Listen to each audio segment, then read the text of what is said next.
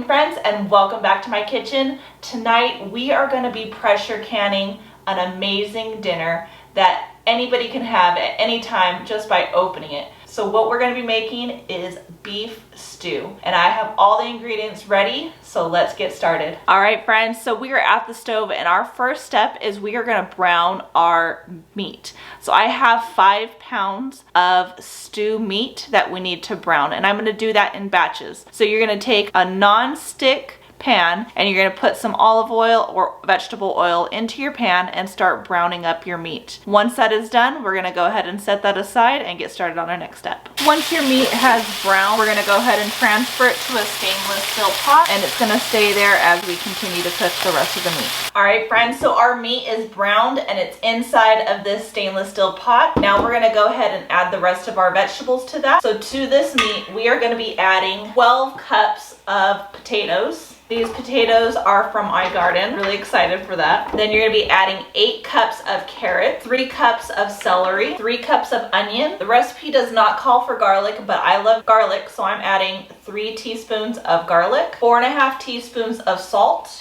1 teaspoon of dry thyme, and 1/2 teaspoon of black pepper. Now to this pot, you're gonna wanna add boiling water up until it covers your vegetables and your meat.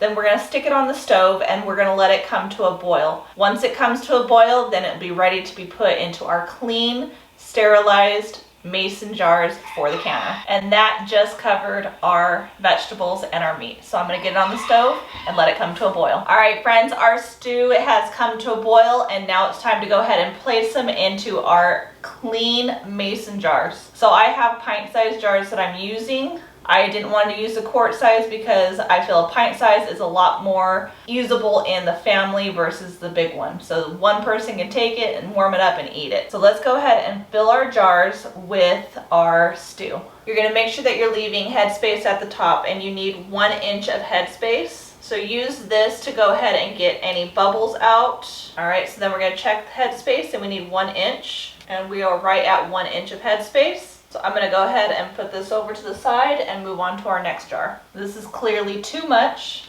Another thing I wanted to point out is that I chose to use wide mouth jars versus your regular size jars. This way it's easier to take your food out. If you have the small regular mouth jars, it's harder to get your food out. When you dump it, you have to get a spoon to use it. This way your food will just dump out easily. All right, friends, so the next step that you're gonna do is you're gonna go ahead and clean off the rims of your jars. So you wanna make sure that they are clean. This way your lids will seal properly to your jars. So I've got a damp cloth right here, and we're just gonna wipe around it. Make sure it's nice and clean. Take your lid, place it on top, put your ring on, finger tight, and it's ready to go into your canner. All right, friends, so my last jar is now in the canner. I have my fire turned on, and I'm gonna go ahead and place my lid on top of the canner. With my canner, I'm going to be tightening it down, and you wanna make sure you go at opposite ends when you are tightening these down. Now I'm going to wait until I see steam coming from this spout. Once I see steam coming from here, I'm gonna let it go ahead and vent for 10 minutes. After 10 minutes, I will come back and put on my weighted gauge. I am 1,000 feet and below of sea level, so I'm going to be using 10 pounds of pressure. I will then put my weighted gauge on the top, and I will be watching this. Once I see that the gauge comes to 10, this will start jiggling and making some noise. Then I'm going to set my alarm for 75 minutes. Because I am pressure canning pint-sized jars, I will be processing for 75 minutes. If I was using quart jars, I would be processing for 90 minutes. So I will see you all back when it's time to turn off the canner. All right, friends, so everything is done processing. I went ahead and removed the weighted gauge. It vented. We're gonna go ahead and remove all these so that we can open our lid. Remember, everything is hot, so be careful.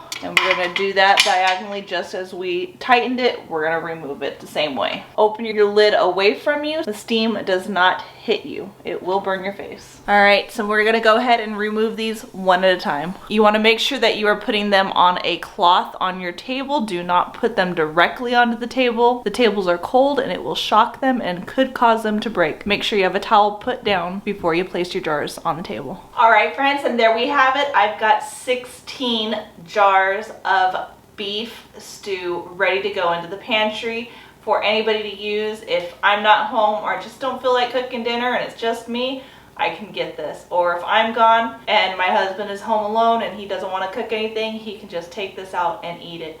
It's ready to go. All you have to do is warm it up. So I hope you enjoyed this recipe. Again, I got this from the Ball preservation book. I'll drop that down in the description so that you know exactly what it is, what pages, and the recipe for it. So I hope you enjoyed this video. Don't forget to like, subscribe, share with your friends and family. As always, I hope all is well and have a blessed day.